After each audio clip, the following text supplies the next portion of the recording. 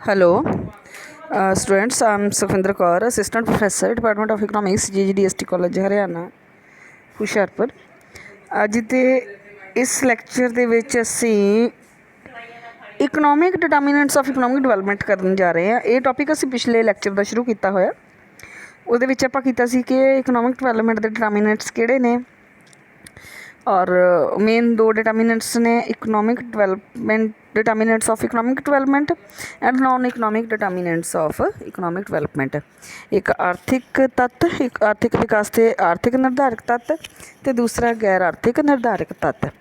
तो आर्थिक निर्धारक तत्त ही असीं करते पे आर्थिक विकास के पिछले लैक्चर के शुरू किया सी। उसते कुछ एक पॉइंट्स जिहड़े आपां डिस्कस कीते सी ते अगे उस कंसैप्ट नूं आपां करांगे। Economic development determinants of economic development आर्थिक विकास के आर्थिक निर्धारक तत्त। इहदे विच कुदरती साधन, मानवी साधन, मानवी निपुणता, capital, natural resources, human resources and human skill, ये वो पॉइंट्स ने जो आप लास्ट लैक्चर के डिस्कस कर चुके हैं। अज इस तो अगे करांगे physical capital resources and capital formation. भौतिक पूंजी संस्थान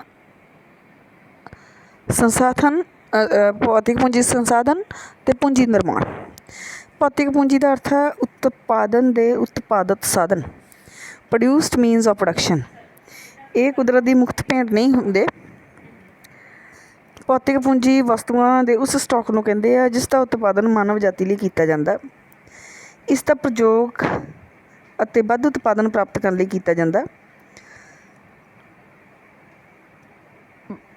डिटेल ਦੇ ਵਿੱਚ देखिए तो भौतिक पूंजी संस्थानों के मशीनां, प्लांट, उत्पादन के उपकरण, फैक्ट्री की इमारत, कच्चा माल आदि जोड़े शामिल होंगे आ।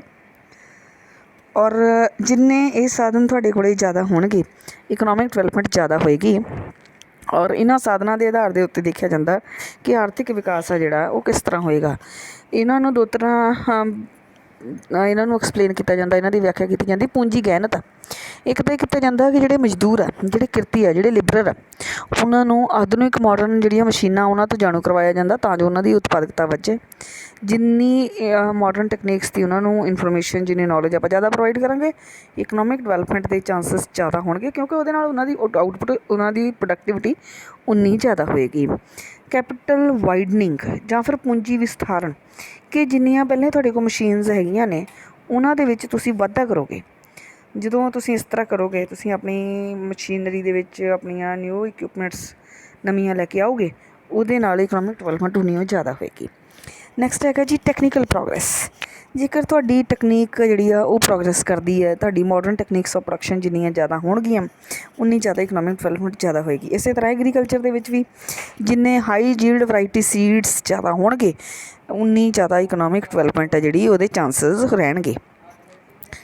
स्ट्रक्चरल चेंज जिमें कि आप जानते हैं कि आप मुख्य तौर पर कितों के आधार पर तीन तरह बढ़ते हैं इकोनमी में: प्राइमरी, सैकेंडरी तो टर्शरी सैक्टर।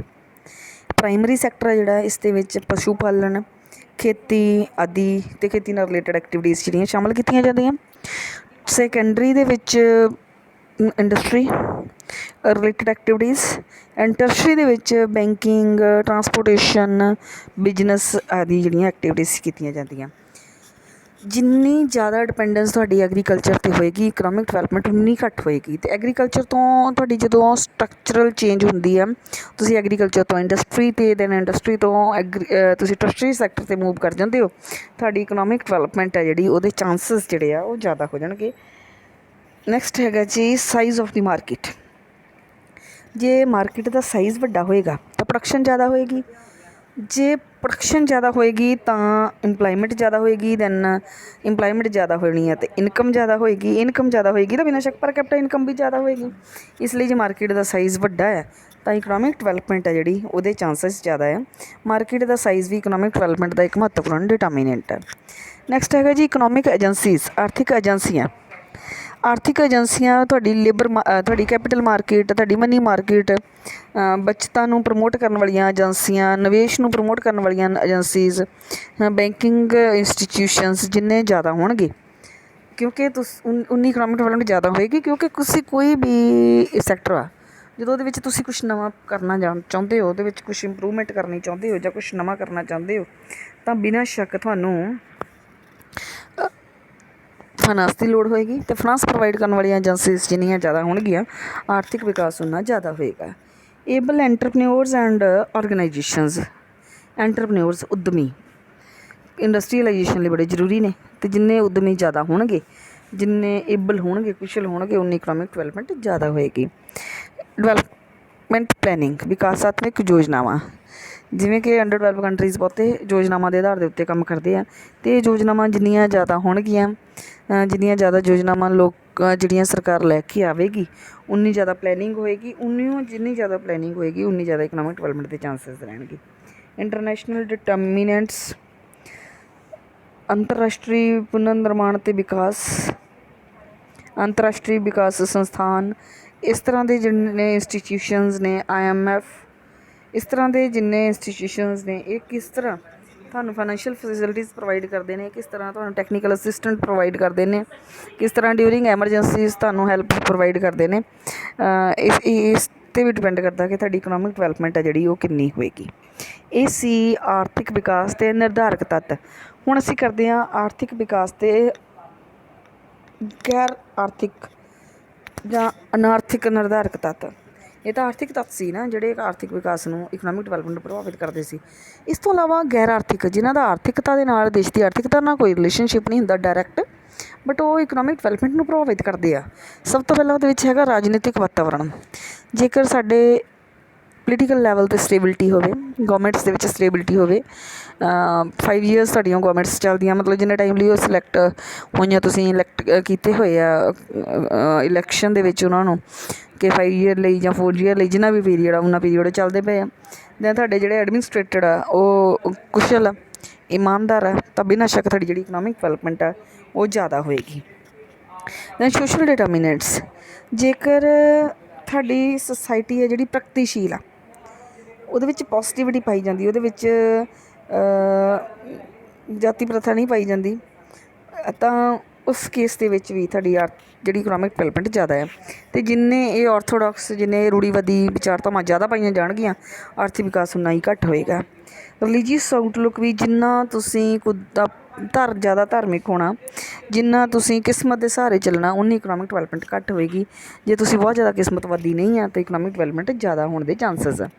ਉਸ ਤੋਂ ਬਾਅਦ ਵਿਕਾਸ ਦੇ ਲਈ ਆਸ਼ਾ, ਜੇ ਸਾਨੂੰ ਲੱਗਦਾ ਹੈ ਇੱਕ ਪੋਜ਼ੀਟਿਵਿਟੀ ਆ, ਇੱਕ ਆਪਟੀਮਿਜ਼ਮ ਆ, ਕਿਉਂਕਿ ਕਿਸਮਤਵਾਦੀ ਨਹੀਂ ਆ ਕਿ ਜੇ ਅਸੀਂ ਕੰਮ ਕਰਾਂਗੇ ਤਾਂ ਸਾਨੂੰ ਉਹਦਾ ਫਲ ਮਿਲੇਗਾ, ਤਾਂ ਇਕਨੋਮਿਕ ਡਿਵੈਲਪਮੈਂਟ ਦੇ ਚਾਂਸਸ ਜ਼ਿਆਦਾ ਹੋਣਗੇ। ਪਰ ਜੇ ਲੋਕ ਕਿਸਮਤਵਾਦੀ ਹੋਏ ਤਾਂ ਇਕਨੋਮਿਕ ਡਿਵੈਲਪਮੈਂਟ ਘੱਟ ਹੋ ਸਕਦੀ ਹੈ। ਫਰੀਡਮ ਫਰੋਮ ਕਰਪਸ਼ਨ, ਜੇ ਕਰਪਸ਼ਨ ਜ਼ਿਆਦਾ ਹੋਏਗੀ, ਲੋਕ ਟੈਕਸ ਦੀ ਚੋਰੀ ਕਰਨਗੇ, ਕਿਉਂਕਿ ਟੈਕਸ ਜਿਹੜਾ ਖਾਸ ਕਰਕੇ ਟੈਕਸ ਸਾਡੀ ਆਮਦਨ ਦਾ, ਸਰਕਾਰ ਦੀ ਆਮਦਨ ਦਾ ਮੁੱਖ ਸਾਧਨ ਆ, ਮੇਨ ਸਰੋਤ। ਜੇ ਟੈਕਸ ਦੀ ਚੋਰੀ ਕਰਾਂਗੇ ਤਾਂ ਸਰਕਾਰ ਦੀ ਆਮਦਨ ਘਟੇਗੀ, ਅਤੇ ਉਹਦੇ ਨਾਲ ਸਰਕਾਰ ਦੀ ਆਮਦਨ ਜਦੋਂ ਘਟੇਗੀ ਤਾਂ ਬਿਨਾਂ ਸ਼ੱਕ ਜਿਹੜਾ ਪਬਲਿਕ ਵੈਲਫੇਅਰ ਆ ਉਹ ਘੱਟ ਹੋਏਗਾ। ਪਬਲਿਕ ਵੈਲਫੇਅਰ ਦੇ ਵਿੱਚ, ਜਿਹਦੇ ਵਿੱਚ ਇੰਫਰਾਸਟਰਕਚਰ ਡਿਵੈਲਪ ਹੁੰਦਾ, ਉਹ ਘੱਟ ਹੋਇਆ ਅਤੇ ਤੁਹਾਡੀ ਇਕਨੋਮਿਕ ਡਿਵੈਲਪਮੈਂਟ ਘੱਟ ਹੋਏਗੀ। ਇਸ ਲਈ ਫਰੀਡਮ, ਜਿਹੜੀ ਕਰਪਸ਼ਨ ਤੋਂ ਫਰੀਡਮ ਆ, ਇਹ ਵੀ ਬਹੁਤ ਜ਼ਰੂਰੀ ਹੈ ਇਕਨੋਮਿਕ ਡਿਵੈਲਪਮੈਂਟ ਲਈ। ਰੈਂਡਮ ਵੇਰੀਏਸ਼ਨਸ ਇਨ ਕਲਾਈਮੇਟ, ਜੇ ਕਲਾਈਮੇਟ ਦੇ ਵਿੱਚ ਜਿਹੜੀਆਂ ਚੇਂਜਸ ਆਉਂਦੀਆਂ, ਵੇਰੀਏਸ਼ਨਸ ਆਉਂਦੀਆਂ, ਉਹ ਵੀ ਬਹੁਤ ਰੋਲ ਪਲੇਅ ਕਰਦੀਆਂ।